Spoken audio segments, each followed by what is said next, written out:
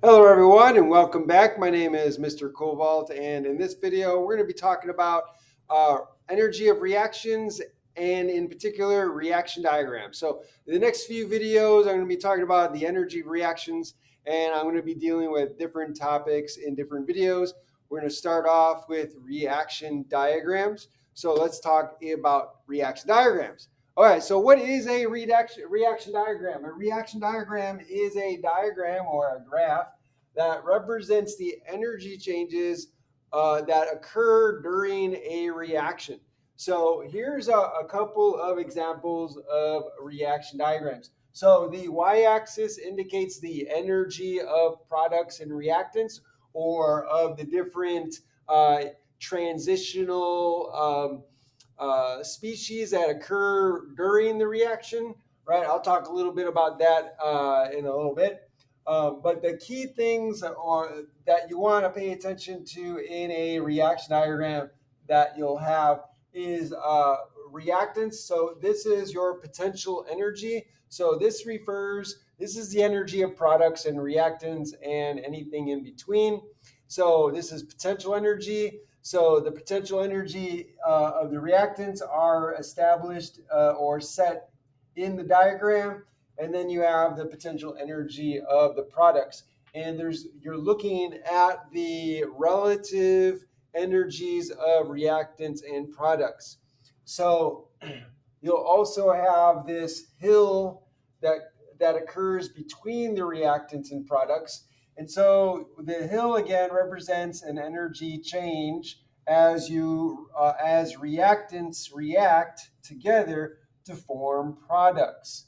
So here you have the reactants at a higher energy, and in order for the reactants to become products, the reactants have to overcome this hill of energy in order to go down to the energy of products.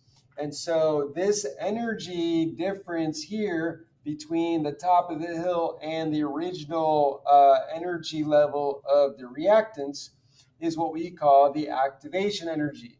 And so what is the activation energy? The activation energy is the smallest amount of energy required for molecules to be activated in order to undergo a specific chemical reaction. So you need these reactants to undergo a certain activation in order to create products. And what does that mean, to undergo a certain activation? Well,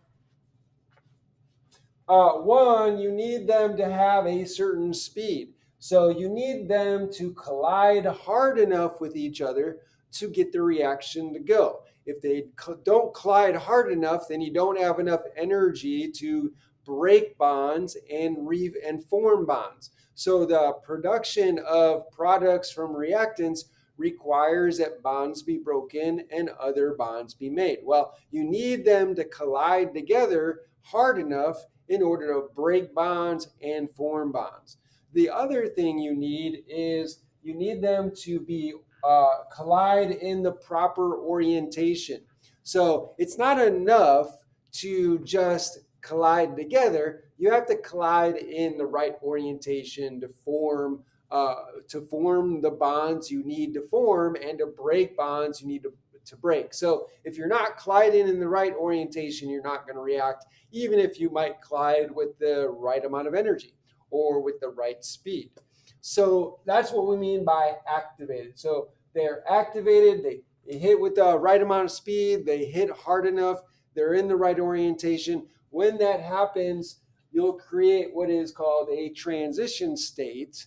And to get from reactants to that transition state requires a certain amount of energy, which is tied to speed and proper orientation and all that. I'll talk more in detail about that in another video, but I think that's enough for this video. So you need to overcome a certain amount of activation energy, and then once you reach that activation energy, you can go down and produce your products. And so the difference in the energy of reactants and products is referred to as delta Q or the delta H, meaning the enthalpy of the reaction. So Q is the amount of heat or energy change. Delta H is referred to as enthalpy. So this delta H reaction is the enthalpy of the reaction. So it's basically the difference in energy between reactants and products. And so you could see here that the products are lower in energy than the reactants. That means that in going from a high energy reactants to a relatively lower energy products, you're losing energy. So in order to get lower energy from higher energy, energy is lost in the process. So that means that it's an exothermic reaction. Exothermic, exo meaning out of, therm coming from thermus, meaning heat. So heat is being released out. So that means that energy is lost. So to go from high energy reactants to low energy products, energy is lost. So exothermic. So this energy diagram or reaction diagram refers to an exothermic reaction. So as opposed to this diagram here, you start with low energy reactants. Oops, I drew this. That was a mistake. The activation energy should be like that. So that is the activation energy.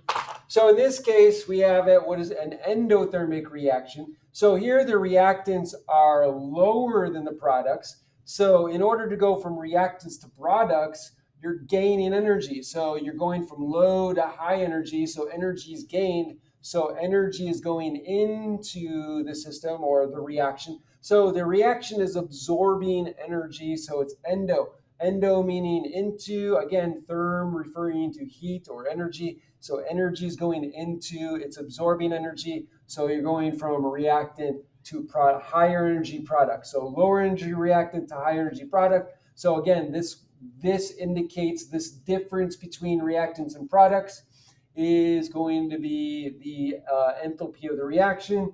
And in this case, this is going to, it's gaining energy. So this is going to be a positive value. Okay, oops, should make that. So that's going to be equal to a positive value, and this is going to be equal to a negative value. And so this is exothermic, and this is endothermic. And that, ladies and gentlemen, is reaction diagrams. So I hope that you enjoyed this video. If this is helpful in any way, if you learned something from this video, then please, by all means, like the video, share the video, hit that like button right there. Also, subscribe to the channel, hit that notification bell. Make sure that when you do, you hit all, and so that way you can be notified by all the videos. And put a comment down below in the comment section. Let me know what you think and ask me any questions. I'd love to hear from you. Thanks for joining me. Have a great day.